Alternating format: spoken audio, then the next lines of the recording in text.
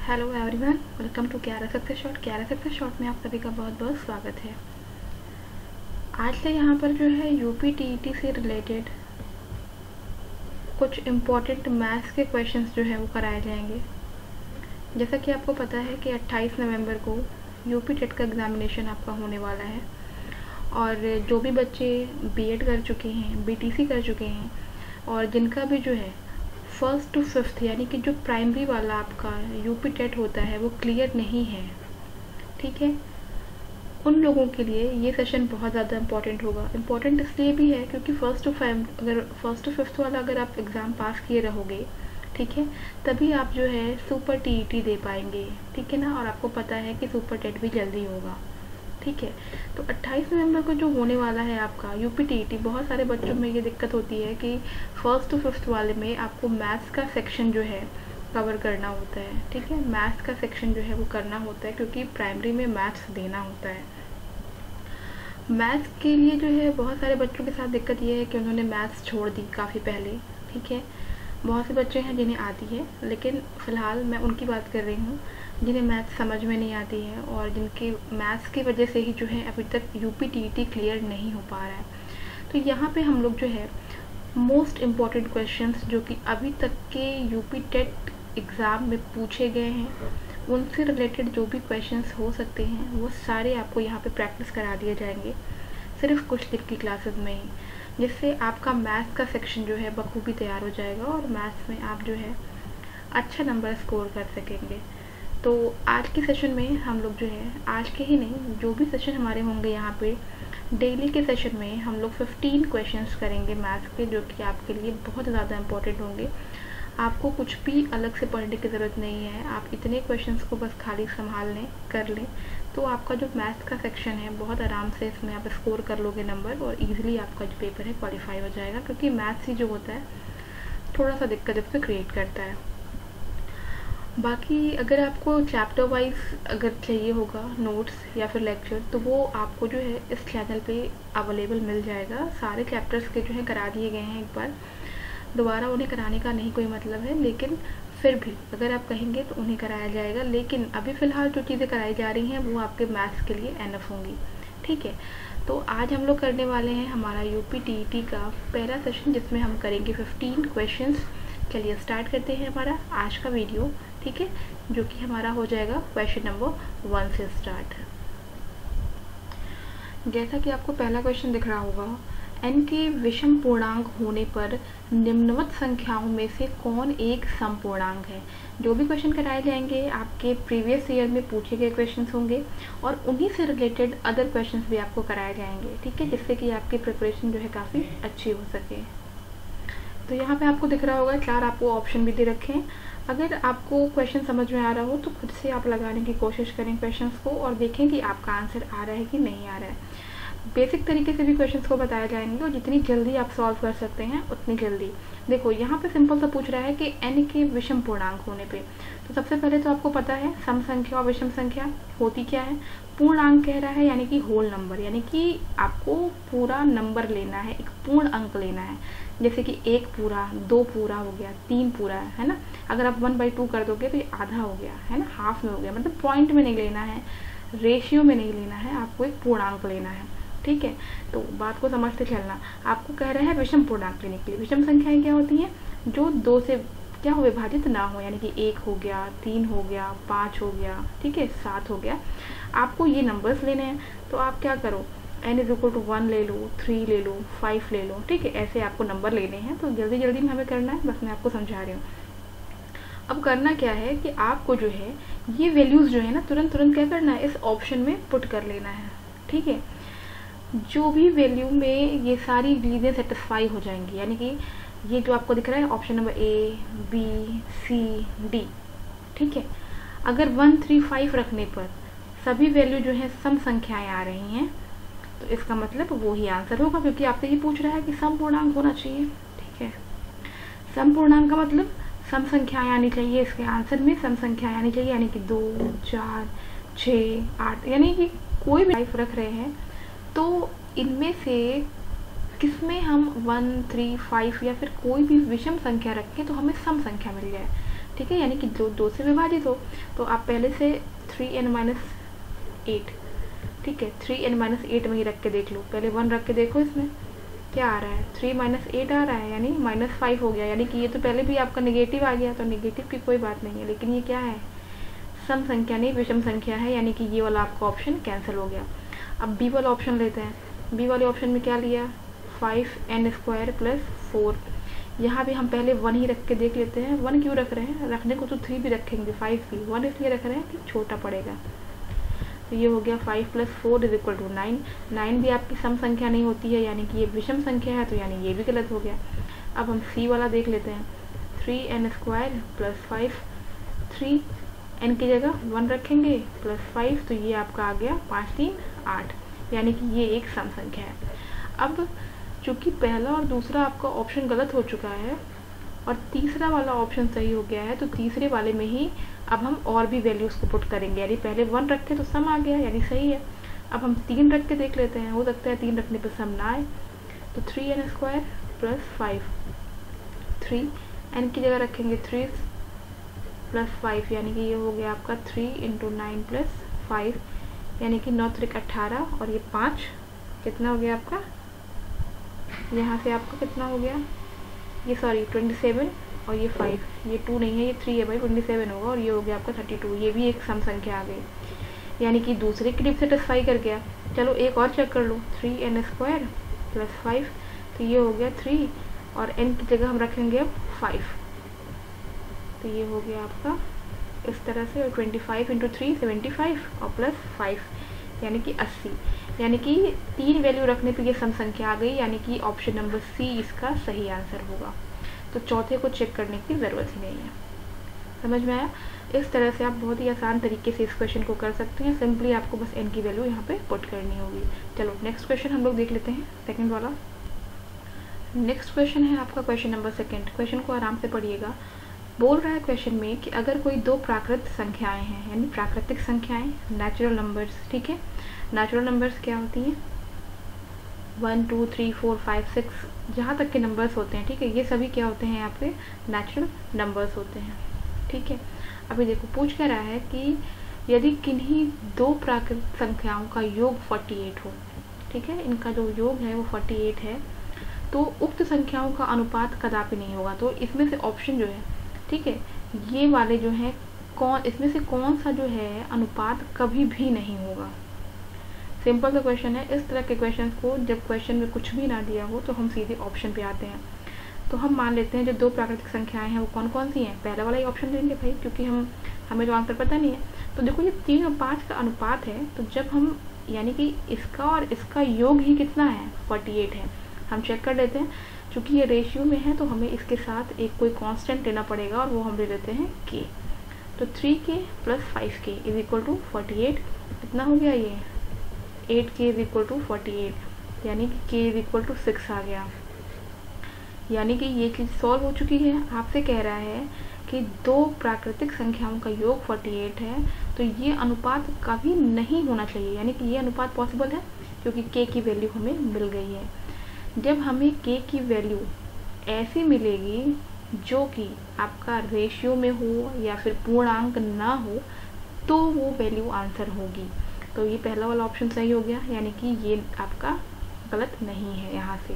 अब second option लेके चलिए, बी वाला, 5k + 7k = 48, 7 5 12 48, ये भी आपका हो गया 12 चौक 48, यानी कि इससे भी आंसर आ गया, यानी ये भी नहीं। अब सी वाला देख के चलिए, 2k + 6k = 48, ये हो गया आपका 8k = 48, यहाँ से भी आपका 6 आ चुका है, 8 6 = 48, यानी कि ये भी आपका सही है।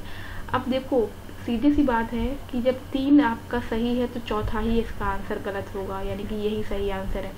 लेकिन इसे भी हम क्रॉस चेक करके दिखाएंगे आपको। देखिए 2k + 5k = 48, ये 7k = 48, और k की वैल्यू कितनी आ गई, 48/7, यानी कि ये एक क्या है, प्राकृतिक संख्या नहीं है, तो ये क्या है, एक पूर्णांक भी नहीं है। इसका मतलब कि इसका अनुपात जो है वो 2:5 कभी भी नहीं हो सकता है। तो यहाँ से ये इसका आंसर हो गया। जिस तरह से बताया जा रहा है क्वेश्चन को उसी तरह करें, बहुत ही ईजिली आपके क्वेश्चन हो जाएंगे। देखते हैं नेक्स्ट वन। नेक्स्ट क्वेश्चन जो है आपका बहुत ही सिंपल सा क्वेश्चन है, सिर्फ ये समझ लो सिंप्लीफिकेशन है, लेकिन इसे आपको दिया गया है स्टेटमेंट के फॉर्म में। अगर कोई संख्या से 1/2 घटाया जाता है, सिंपल देखो 1 बाय 1 आपको एक एक लाइन पढ़नी है और उसको करते जाना है, ठीक है। तो वो संख्या आपको पता है नहीं, है ना। एक संख्या से 1/2 घटाया जाता है, तो मान लेते हैं कि वो संख्या क्या है हमारी, x है। भाई वो संख्या नहीं पता है तो वो संख्या x है। इस x में से 1/2 घटाया जाता है, ठीक है। और तत्पश्चात यानी कि उसके बाद 1/2 से गुणा किया जाता है, यानी कि इसको घटा लिया फिर 1/2 से गुणा कर लिया, संख्या 1/8 में बदल जाती है, यानी कि ये आंसर 1/8 आता है। तो आपको संख्या बतानी है, यानी आपको x बताना है। बस इसको सॉल्व करेंगे, x - 1/2, ठीक है। और ये चाहिए तो आप 2 4 जा 8 यहीं कट कर लीजिए, नहीं कट करना चाहते हैं तो इस 2 को यहाँ मल्टीप्लाई कर लीजिए, तो ये 2/8 हो जाएगा और ये आपका हो जाएगा 4। कैसे हुआ, 2 का मल्टीप्लाई हमने यहाँ किया है और 2/8 हो गया, यानी 2 4 जा 8 यानी 1/4। अब यहाँ से x - 1/2 इज इक्वल टू 1/4 है। 1/2 यहाँ नेगेटिव के साथ है, उधर जाएगा तो पॉजिटिव हो जाएगा, यानी कि 1/4 + 1/2 कितना हो गया, ये आपका हो गया 3/4। और आपको पता है कि 3/4 जो है, शायद आपको यहाँ दिख नहीं रहा होगा, चलिए अब आप देख सकते हैं कि 3/4 जो है कौन सा ऑप्शन है। तो 3/4 यहाँ पे ऑप्शन नंबर ए आपका जो है यहाँ से सही आंसर है, ठीक है। बहुत ही अच्छा सिंप्लीफिकेशन था, करने में बहुत ईजी था, बस स्टेटमेंट में दिया था ताकि लोग देखते ही डर जाएं कि ये कैसे होगा, बाकी है बहुत ईजी है। नेक्स्ट क्वेश्चन देखते हैं। नेक्स्ट क्वेश्चन है आपका क्वेश्चन नंबर 4, आप देख सकते हैं, ये भी आप एक तरह से कहें तो सिंप्लीफिकेशन है। देखो दिया है √7 + √6, √7 - √6, जो भी आपको सॉल्यूशन के दौरान जो भी आपको फॉर्मूले बताए जाएंगे आपको पढ़ना है। आप अगर इसे a समझ लें, ठीक है, और इसे b, तो इसे लिख सकते हो a + b, ठीक है। और इसे अगर आपने a माना था यहाँ पे, तो ये है आपका a - b, और ये एक फॉर्मूला होता है जो कि होता है a² - b² का फॉर्मूला, सिंपल। अब देखो क्वेश्चन में दिया है √7 + √6, √7 - √6 + 200। मैंने आपको बताया कि कोई भी नंबर इस तरह से लिखा हो a + b और a - b के फॉर्म में, तो उसको हम लिखते हैं a² - b², यानी कि यहाँ पे a क्या है, √7, तो √7 का स्क्वायर माइनस √6 का स्क्वायर, ये हमारा a² - b² हो गया। और ये लिखा गया है a + b और a - b को, अगर ये a है आपका और ये b है, ठीक है, ये a है और ये b है, + 200। अब आपको पता है कि कोई भी नंबर अगर रूट में होता है उसका स्क्वायर हमेशा वही नंबर होता है, ठीक है। तो 7 - 6 ब्रैकेट में करिए या ना करिए कोई फ़र्क नहीं पड़ता, + 200। तो ये हो गया आपका 1 + 200, और यहाँ से आपका आ गया है 201, यानी कि ऑप्शन नंबर ए यहाँ से आपका सही आंसर हो जाएगा। चलिए देखते हैं नेक्स्ट क्वेश्चन। नेक्स्ट क्वेश्चन है आपका क्वेश्चन नंबर 5। 2 प्राकृत संख्याएं 6 और 11 के अनुपात में हैं, ठीक है, यानी कि कोई 2 प्राकृत संख्याएं हैं, वो 6 और 11 के रेशियो में हैं। अगर इनका लॉसा यानी कि एलसीएम, ठीक है, ध्यान रखिएगा लॉसा होता है एलसीएम, ठीक है, कितना दिया हुआ है 462 है, तो इनका मौसा यानी कि एचसीएफ आपको फाइंड करना है।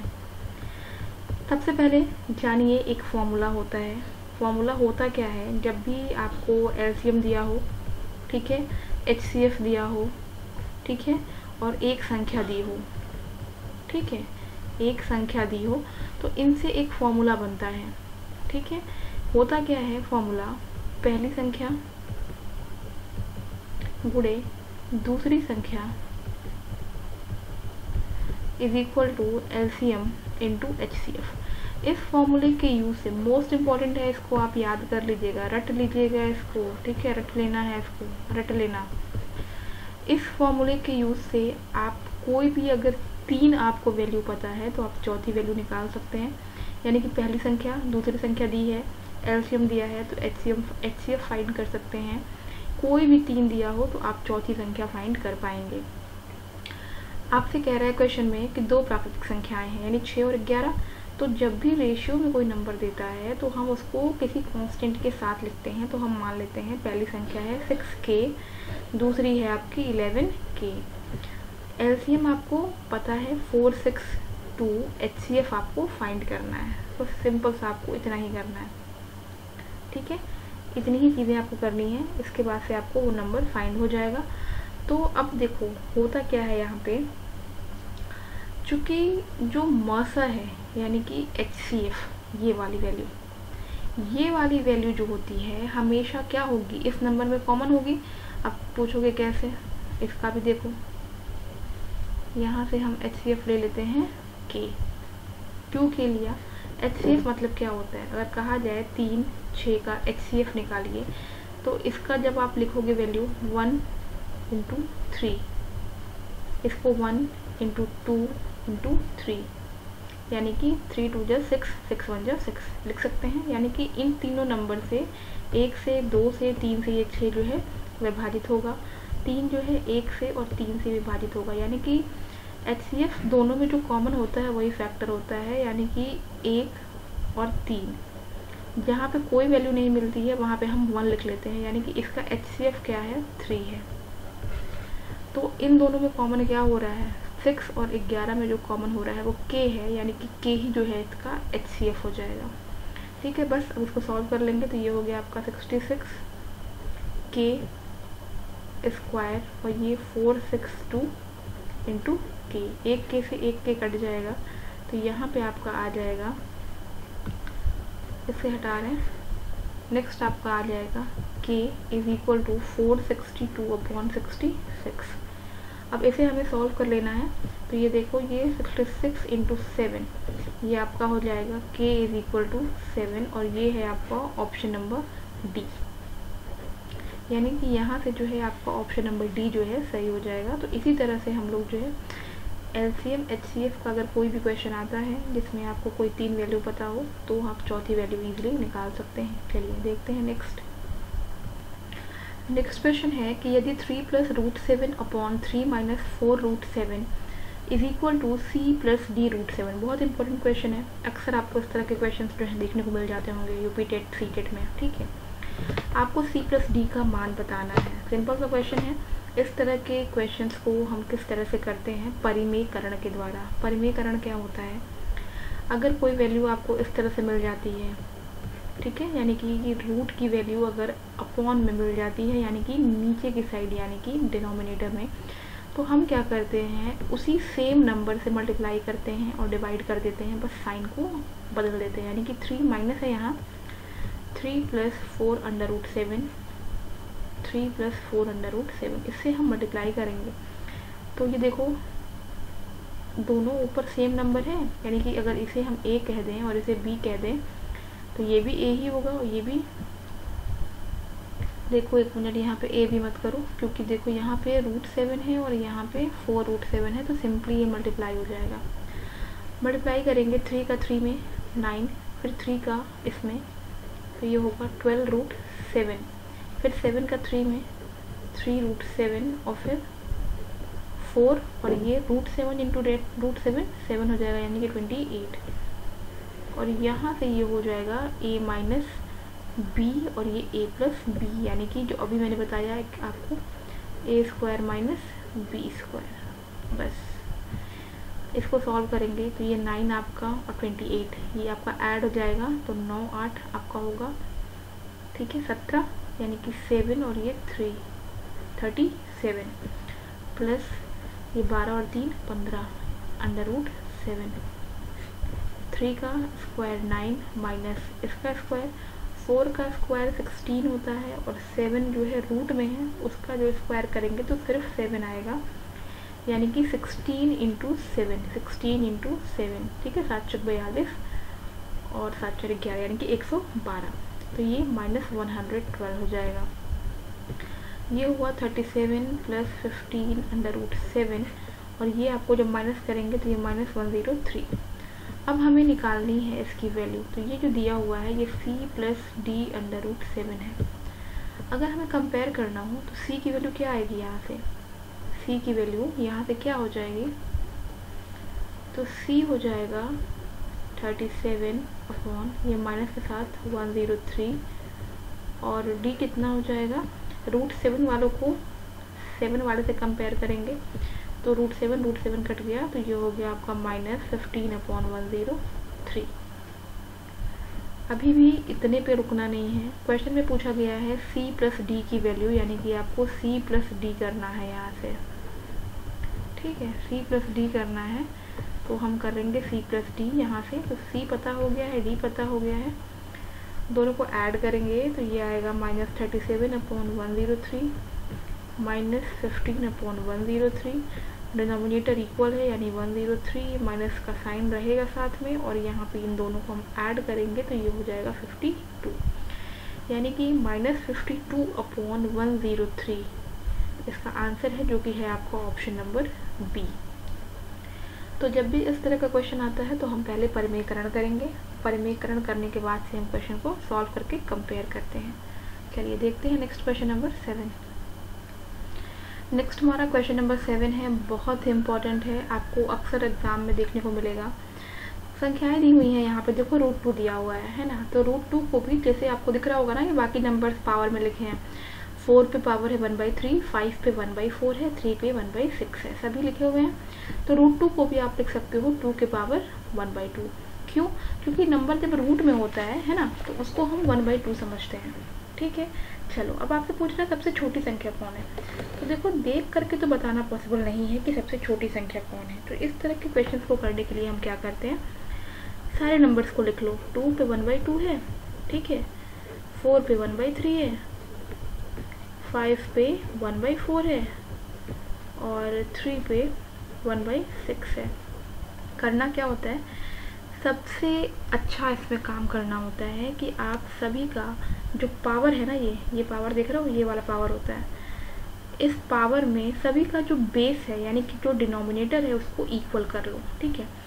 इक्वल करने का तरीका कब होगा, किस तरह से होगा, जैसे 1/2 है, यहाँ 3 है, यहाँ 4 है, यहाँ 6 है, यानी कि अगर हम नीचे 12 कर दें, क्योंकि सबसे बड़ा नंबर 6 है, ठीक है, तो 6 2 जा 12, यानी कि 12 अगर हम करेंगे तो सब में 12 हम ला सकते हैं। जैसे 6 करेंगे तो देखो 4 के किसी टेबल में 6 नहीं आता है, लेकिन 3 और 2 के तो आता है, लेकिन हमें सबको देखना है, ऐसा नंबर लेना है जो कि सबसे कट जाए, सबके डिनोमिनेटर से कट जाए, यानी कि 12 ऐसा नंबर है। अब 1/2 में हम किससे मल्टीप्लाई कर दें कि 12 आ जाए, तो हम 6 से करेंगे, यानी 6 से मल्टीप्लाई भी और 6 से डिवाइड भी। देखो अब 4 में क्या है, 1/3, हमको क्या लाना है, नीचे की तरफ लाना है 12 लाने के लिए मल्टीप्लाई करना पड़ेगा 4 से, यानी 4 का मल्टीप्लाई ऊपर भी, 4 का नीचे भी। 5 है 1/4, हमें लाना है 12, यानी कि 3 का गुणा ऊपर भी, 3 का गुणा नीचे भी। यहाँ लाना है क्या, 12, यानी कि 2 का गुणा ऊपर भी, 2 का गुणा नीचे भी, भाई तभी तो 12 होगा। देखो कैसे 12 हो रहा है, सबका देखो बेस इक्वल हो गया, 6/12, 4/12, 3/12, देखो सबका देखो डिनोमिनेटर इक्वल हो गया है, 2/12। अब आपसे पूछ रहा है सबसे छोटी संख्या, सबको सॉल्व कर लीजिए। अब ये जो डिनोमिनेटर है ना सबका, ये वाला 12 वाला, अब इससे मतलब नहीं हमें है। अब आपको क्या करना है, सबकी वैल्यू लिख लो। 2 पावर 6 कितना होता है, तो 2 पावर 5 32 होता है, तो 2 पावर 6 कितना हो जाएगा, 64, तो यानी 64 पे 1/12, ठीक है। चलो 4 4 जा 16, यानी 16 256 पे पावर 1/12, 125 पे पावर 1/12, और ये 3 3 जा 9 पावर 1/12। अब आप देख सकते हो सबका ये वाला पावर इक्वल है, यानी हम नंबर्स को कंपेयर कर सकते हैं। यानी कि सबसे छोटी संख्या कौन सी है, ये 9 सबसे छोटी संख्या आ रही है, इसमें आपको दिख रहा होगा ये वाला 9, और ये वैल्यू किसकी है, 3 पावर 1/6 की, यानी कि सबसे छोटी संख्या कौन सी होगी, डी वाला ऑप्शन सही हो जाएगा, यानी कि 3 पावर 1/6। इस तरह के क्वेश्चन को हमेशा ऐसे ही निकालते हैं, एकदम इसको भी आप याद कर लें बढ़िया से, ठीक है, समझ लें, याद कर लें, जैसे भी कर सकते हैं इस तरह के क्वेश्चन। अब याद करने का मतलब ये नहीं है कि दूसरा नंबर चेंज कर दिया आप याद करके यही लिख दिए, प्रोसेस समझें इसको। नेक्स्ट क्वेश्चन देखते हैं। अगला क्वेश्चन बहुत ही इजी क्वेश्चन है। यदि प्रथम n प्राकृत संख्याओं का माध्य दिया है 15, ठीक है। प्रथम n प्राकृतिक संख्याएं जब भी आपको बोले तो इसका एक फॉर्मूला होता है, सिंपल सा, ठीक है। प्रथम n प्राकृतिक संख्याओं का माध्य दिया हो, इसका फॉर्मूला होता है n+1/2, ठीक है। इसका फॉर्मूला ही होता है n+1/2, यानी कि प्रथम n प्राकृतिक संख्याओं का माध्य, ये दिया कितना हुआ है, ये दिया है आपको 15। सॉल्व कर लीजिए, n+1 2 का मल्टीप्लाई करेंगे 15 में तो ये 30 हो जाएगा और n = हो जाएगा 30 - 1 यानी कि 29। आपको इससे ज़्यादा कुछ भी नहीं करना है, इसमें सिंपल सा क्वेश्चन है और इसका आंसर जो है डी वाला जो है सही हो जाएगा। जब भी प्रथम n प्राकृतिक संख्याओं का माध्य की बात की जाए तो आपको n+1/2 वाला फॉर्मूला लगाना है यहाँ पे। नेक्स्ट क्वेश्चन हमारा क्वेश्चन नंबर 9। नेक्स्ट क्वेश्चन आप देख सकते हैं कि रूट में आपको दिया हुआ है √248, ठीक है, प्लस फिर आपका रूट में दिया हुआ है 52 प्लस, और उसके बाद फिर एक रूट बनाया गया है, उसमें लिखा गया है 144। कुछ नंबर्स के स्क्वायर यानी कि 1 से 20 तक के, मैं तो कहूँगी कि 35 तक के, लेकिन आप ठीक है प्राइमरी का एग्ज़ाम देंगे तो 1 से 20 या 25 तक के आप स्क्वायर ज़रूर से याद कर लें, ठीक है। इसके स्क्वायर ज़रूर से याद कर लें और 1 to 15 तक के क्यूब ज़रूर से याद कर लें, है ना, बहुत इंपॉर्टेंट है, ज़रूरी भी है। अब देखो, अगर आपको स्क्वायर रूट पता होगा, स्क्वायर पता होगा तो आप इजीली समझ जाओगे कि ये जो 144 लिखा हुआ है ना रूट में, ये रूट से बाहर कब आएगा, जब ये जो है एक स्क्वायर फॉर्म कर रहा हो, ठीक है। कब आएगा, जब ये एक स्क्वायर फॉर्म कर रहा हो, यानी जो 144 है किसका स्क्वायर है, ये 12 का स्क्वायर है, यानी इसका स्क्वायर रूट कितना होगा, 12 होगा, तो 12 को हम बाहर कर लेंगे। अब आप 52 को और 12 को ऐड करेंगे तो कितना आएगा, तो ये जो आ जाएगा आपका 64।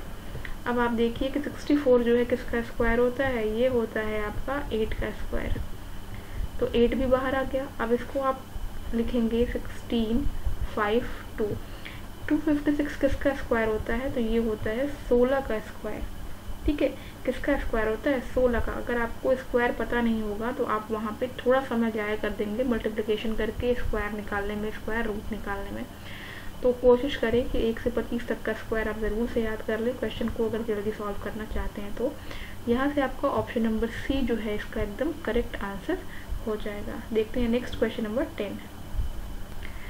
नेक्स्ट क्वेश्चन है, कोण ज्ञात कीजिए जो अपने कोटि पूरक के बराबर है। देखो, कोटि पूरक आपने इंग्लिश में पढ़ा होगा, सप्लीमेंट्री एंगल्स, ठीक है, आपने पढ़ा होगा, इंग्लिश में आपने पढ़ा होगा, इसमें एक सप्लीमेंट्री एंगल्स होता है, ठीक है। तो देखो, कोटि पूरक कह रहा है, कोटि पूरक का मतलब होता क्या है। कोटि पूरक जब भी आपको क्वेश्चन में आ जाए, मतलब कि समझ लेना, जब भी आपको क्वेश्चन में पूछे कोटि पूरक तो इसे कहा जाता है 90 डिग्री, ठीक है। कोटि पूरक का मतलब होता है 90 डिग्री, बस आपको इतना ध्यान रखना है। कोटि पूरक का मतलब होता है 90 डिग्री। क्वेश्चन में आपसे कह रहा है कि कोण ज्ञात करना है जो अपने कोटि पूरक के बराबर है। मान लेते हैं कोण क्या है, आपने माना, ठीक है, बस समझा रही हूँ, माना कोण कितना है, x डिग्री है, ठीक है। कह रहा है कि ये जो x डिग्री है ना वो अपने कोटि पूरक के बराबर है, ठीक है। यानी कि अगर ये कोण है तो इसका कोटि पूरक कितना होगा, वो भी x होगा, ठीक है, इसके बराबर है, इसका मतलब ये भी x होगा। यानी कि x plus x is equal to कितना है, 90 डिग्री, सिंपल। तो 2x इज इक्वल टू 90 और x इज इक्वल टू 45। बहुत ही आसान सा प्रश्न ये आपका रहा है और ऑप्शन नंबर सी इसका सही आंसर, ठीक है। इसी तरह का एक क्वेश्चन और आता है, वो जैसे ही आता है उसे भी मैं कराऊंगी। उसमें जो है कोटि पूरक ना लिख करके कुछ और शब्द लिखा रहेगा, जो क्वेश्चन आते ही मैं आपको यहाँ बताऊंगी, लेकिन वहाँ पे 90 डिग्री ना रख करके हम वहाँ पे 180 डिग्री उसे पुट करते हैं, ठीक है। वहाँ पे हम लोग पुट करते हैं 180 डिग्री। तो इस तरह से क्वेश्चन करेंगे। अगर जब भी आपको कोटि पूरक दिया रहे प्रश्न में तो वहाँ पे हम 90 डिग्री लिख करके उसको सॉल्व कर लेंगे। परिवार की औसत आयु, देखो औसत का क्वेश्चन है यानी एवरेज का, ठीक है। 5 सदस्य वाला परिवार है, औसत आयु 20 वर्ष है। परिवार का जो सबसे छोटा सदस्य है वो 10 वर्ष का है। जब छोटा सदस्य पैदा हुआ तब परिवार की औसत आयु आपसे पूछा जा रहा है और आपको 4 ऑप्शन भी दिए गए हैं। ठीक है, तो यहाँ पे हम करेंगे कैसे? देखो, कभी भी अगर औसत आयु दिया हुआ हो कहीं पे या औसत दिया हो और हमें योग निकालना हो तो हम सदस्यों की संख्या से उस औसत में गुणा करेंगे तो हमें उस परिवार की आयु का योग मिल जाएगा। सिंपल, बहुत ही सिंपल है ये। आप देखो, क्योंकि मैंने बताया है कि योग कैसे निकालते हैं। अगर हमें सदस्यों की आयु का योग निकालना है, ठीक है, परिवार के सदस्यों के आयु का योग, तो आयु का योग निकालने के लिए हम क्या करते हैं, जितने सदस्य होते हैं, सदस्य कितने हैं 5 और औसत आयु कितनी है 20, तो हम इनको गुणा कर लेंगे, यानी कि 100 वर्ष जो है इनकी आयु का योग है। छोटे बच्चे की उम्र जो है, यानी कि जो उम्र दी हुई है, एज दी हुई है, वो 10 वर्ष दी हुई है। पूछ रहा है कि जब छोटा सदस्य पैदा हुआ, है ना, जब छोटा सदस्य पैदा हुआ उस समय की आपकी जो है परिवार की औसत आयु। तो देखो, जो बच्चा है छोटा वाला वो 10 वर्ष का हो चुका है ना, वो कितने वर्ष का हो चुका है, 10 वर्ष का हो चुका है। तो अगर हम ये निकालना चाहें कि छोटे सदस्य के पैदा होने पर परिवार की कुल आयु कितनी थी, तो हमको मिल जाएगा आसानी से। तो निकाल लेंगे यहाँ से हम लोग छोटे सदस्य के पैदा होने पर परिवार की कुल आयु। ठीक है, यानी आप समझ सकते हो सदस्यों की कुल आयु, ठीक है, कितनी हो जाएगी, जो आपकी टोटल आयु का योग है उसमें से हम 5 × 10 घटा देंगे, यानी कि 50 वर्ष। अब आपको क्या निकालना है, आपको जो है जब बच्चा पैदा हुआ उस समय परिवार की औसत आयु निकालनी है। तो कितनी होगी आयु का योग, जब बच्चा पैदा हुआ उस समय 50 वर्ष, औसत निकालना है। तो 50 में सदस्य कितने हैं 5, यानी कि 10 वर्ष जो है आपका औसत आयु निकल जाएगा। यानी कि जब छोटा सदस्य पैदा हुआ था तब परिवार की जो औसत आयु है वो होगी 10 वर्ष। ठीक है, चलिए देखते हैं नेक्स्ट क्वेश्चन। नेक्स्ट जो क्वेश्चन है, अगर एक वृत्त की परिधि को हम 4 पाई से 8 पाई बढ़ा देते हैं तो उसका क्षेत्रफल क्या हो जाएगा। ठीक है, क्योंकि वृत्त की परिधि है तो आपको वृत्त की परिधि का फॉर्मूला पता होना चाहिए। ठीक है, वृत्त की परिधि का जो फॉर्मूला होता है वो कितना होता है 2πr, यानी कि ये क्या है, ये आपका है सरकमफ्रेंस, जिसे हम इंग्लिश में सरकमफ्रेंस कहते हैं। एरिया यानी कि क्षेत्रफल πr² होता है। कह रहा है कि परिधि जो है वो 4 पाई से 8 पाई बढ़ाई जाती है। अगर हम बात करें प्रारंभिक में, यानी कि शुरुआत में जो वृत्त की परिधि है वो कितनी 4 पाई है, यानी कि जो ये वैल्यू है ये 4 पाई है, यानी कि 2πr की वैल्यू जो है वो 4 पाई है। यानी पाई यहाँ से कट गया तो r की वैल्यू कितनी आ गई 2 आ गई यहाँ से। ठीक है, यानी कि वृत्त की त्रिज्या कितनी है 2। तो अब परिधि त्रिज्या निकाल लिए तो वृत्त का हम क्षेत्रफल निकाल सकते हैं, बिल्कुल निकाल सकते हैं। और ये प्रारंभिक क्षेत्रफल है, यानी कि πr², r की वैल्यू 2 आई है, रुक लो, पाई और 2 का स्क्वायर यानी 4 पाई। ठीक है, यानी कि वृत्त का प्रारंभिक क्षेत्रफल ये निकल गया। अब कह रहा है कि परिधि बढ़ा दिया गया, तो परिधि बढ़ाया गया तो भाई त्रिज्या में तो कुछ बदली होगी। परिधि बढ़ाने पे कितना हो गया, यानी 2 पाई, r की वैल्यू 4 पाई थी लेकिन बढ़ के कितनी हो गई 8 पाई हो गई, तो त्रिज्या भी बढ़ी, ये हो गया r1। ठीक है, चलो पाई कैंसिल करके यहाँ से हम लोग त्रिज्या निकाल लेते हैं, यानी कि 4। अब हम निकालेंगे वृत्त का क्षेत्रफल बढ़ी हुई त्रिज्या के साथ, कितना हो गया πr², यानी पाई r मतलब 4 का स्क्वायर यानी कि 16 पाई। तो आपसे पूछ रहा है कि क्षेत्रफल क्या होगा। पहले क्षेत्रफल था 4 पाई, बाद में क्षेत्रफल हो गया 16 पाई। कितनी की बढ़ोतरी हुई, यानी कि 4 पाई में अगर हम 4 से मल्टीप्लाई करें तब कितना आएगा 16 पाई, यानी कितना बढ़ गया 4 गुना बढ़ गया, यानी कि ऑप्शन नंबर सी यहाँ से इसका सही आंसर हो जाएगा। ठीक है, ऑप्शन नंबर सी जो है इसका सही आंसर हो जाएगा। नेक्स्ट देखते हैं क्वेश्चन नंबर 13।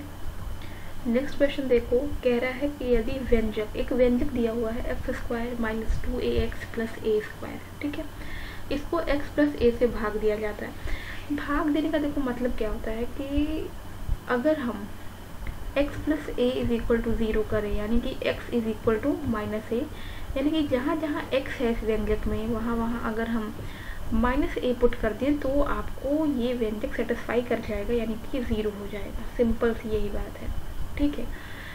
कह रहा है कि शेषफल 4 बचता है, यानी पूरी तरह से ये कटेगा नहीं, शेषफल 4 बचेगा, तो a का मान सिंपल है, आप वैल्यू पुट कर दीजिए x square minus 2ax plus A square.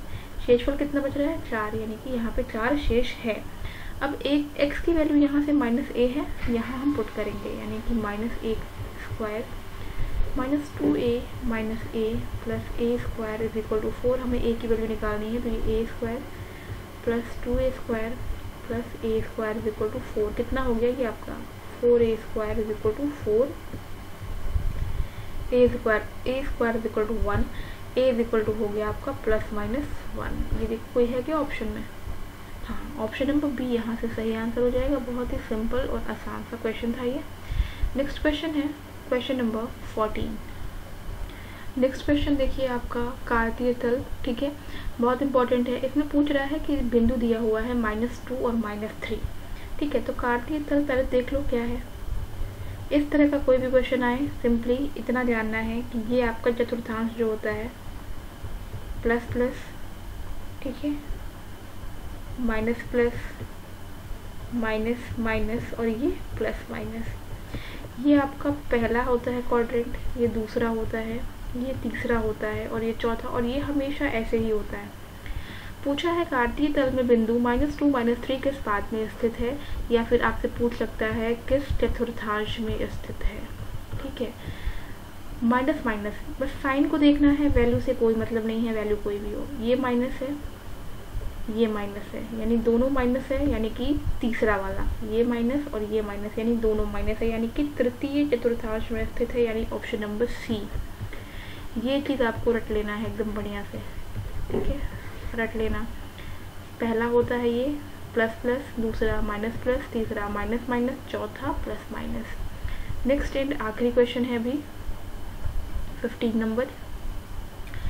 देखो ये क्वेश्चन आपने कई बार देखा होगा, कई जगह देखा होगा। x plus 1/x is equal to 5 है, तो x square plus 1/x square का मान बताना है।